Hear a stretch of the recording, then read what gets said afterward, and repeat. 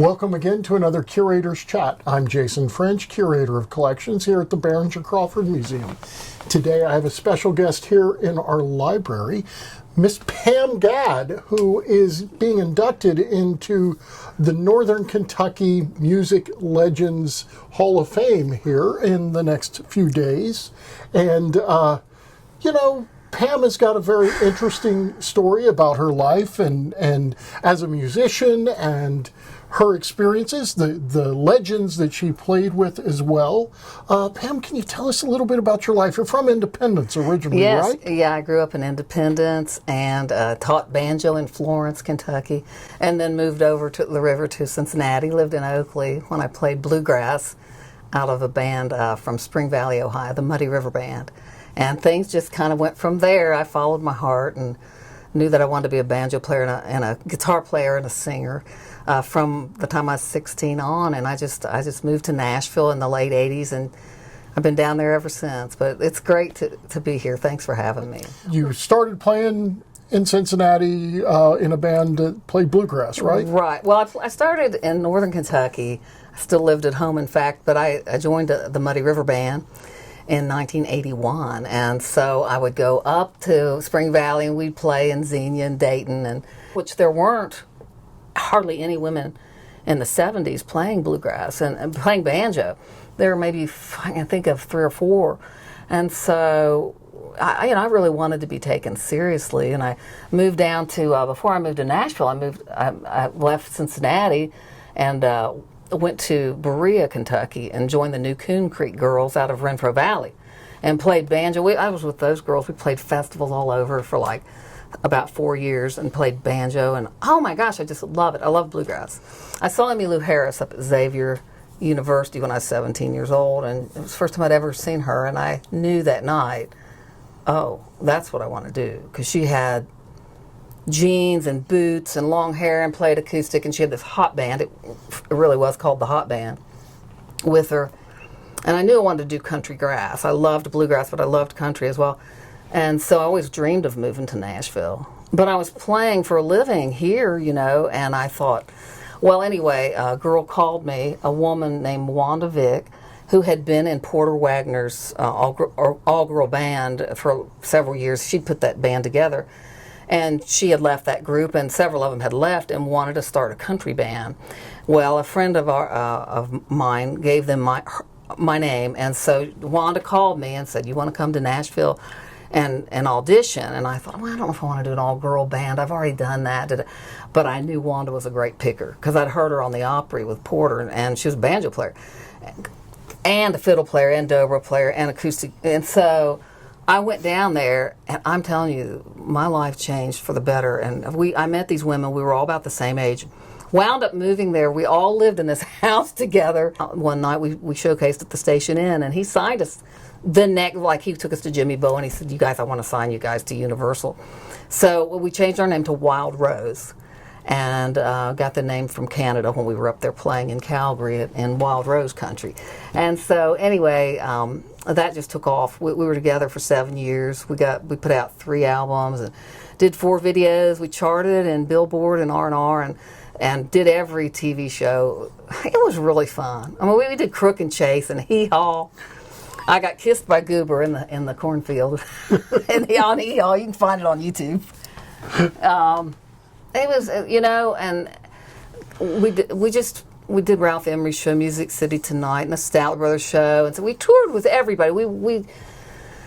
I was just telling her, I remember when I first met Alan Jackson, and he came out of an elevator, and his manager said, "Girls, I want you to meet Alan Jackson," and we were nobodies, and he was nobody, and hey, how you do? And this was just all at the same time, in the late 80s.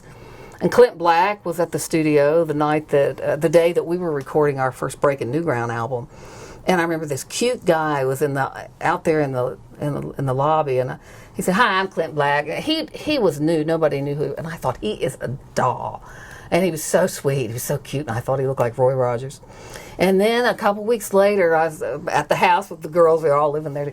He came on Music City Tonight. I go, "Y'all, that's that guy that was over at Master Phonics," or wherever we were, Soundstage, and cutting our first album. And so that was just really cool. And so then a few years later, we got nominated for Best New Vocal Group by the Academy of Country Music, the ACMs, with the Kentucky Headhunters and Shenandoah, and the Headhunters won. And we were doing shows with them.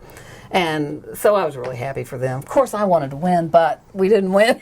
But they flew us out there, and we got to play at, Universal Studios, and it was all just a dream come true. I mean, it was really a ride.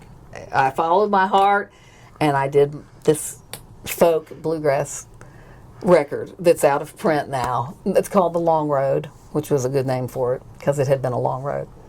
But I fell down on my knees the day I found out I got signed, and I just said, thank you, God, that I believed in my dream, And so I was with Vanguard for about 2 years and did not have a major tour, and that kind of really hurts it hurts record sales. And so I went with a different label, OMS, and did a second solo CD, and it did okay too. But then it was just too hard trying to do my own thing, and I kind of bowed out for a while. And Porter Wagner's manager called me, and she said, Pam, Porter's doing this. He's going to do an album with all these female singers here in Nashville. Would it insult you to come and sing the scratch vocal? And I said, heck no, I'd love to. So I learned 14 songs in 3 days, and I'd never met Porter. I think I shook his hand once at a roast or something, but I never knew Porter. The other women with Wild Rose, some of them had played with him, but I didn't know him. So I go over to his house and meet him to run over the keys. So he wanted to know what key a woman would sing in when he does these duets. He's going to do this whole duet album. And I busted my butt and learned those songs. I love traditional country music. So I'm sitting there in the living room, and he was so nice. And he and I really clicked. And I told him, I said, Porter, I don't want to make you feel old, but when I was a kid, I used to sit in the pickup truck with Daddy, and I'd straddle the gear shift while Daddy would clutch, and he'd let me shift gears, and my sister Tracy's sitting over here in the front. And I said, we used to drive around to listening to you and Dolly on an 8-track tape while I'm learning to switch gears. And I said, it's really cool to meet you, and he laughed. And so I go in and sing this album with him, which was, and I thought, I wish maybe he'd keep one song on it, and let me sing them. Keep, maybe one of them. And I did do my best. And the label head said, Porter, I believe you've got your album right there. And Porter loved it too. He says, he asked me to be in the band, and he said, you want to play at the Grand Ole Opry once a week? Want to join them? I said, I was working a day job. I said, well, when would he play? On the weekends? I said, yeah. I said, I'd love to do that, And so I joined him, and we put out that album as Pam, and it's called Porter and Pam.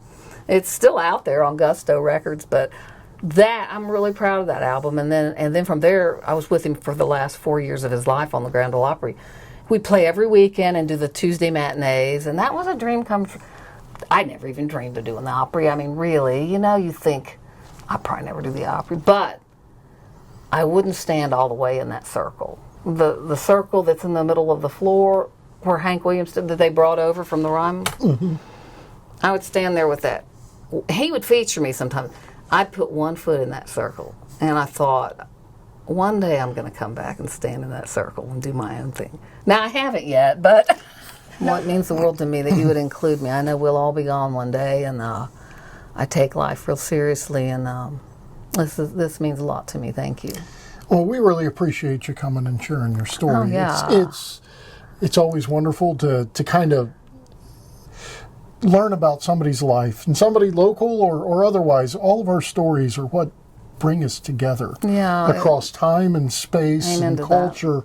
It's our stories, and sometimes stories through song, sometimes stories written down, in books or otherwise, but it's those stories that make it important. Absolutely. So we really appreciate you sharing your story with us. Thank you. And I hope you all enjoyed our Curator's Chat, and we'll see you on the next one. Thanks, Jason.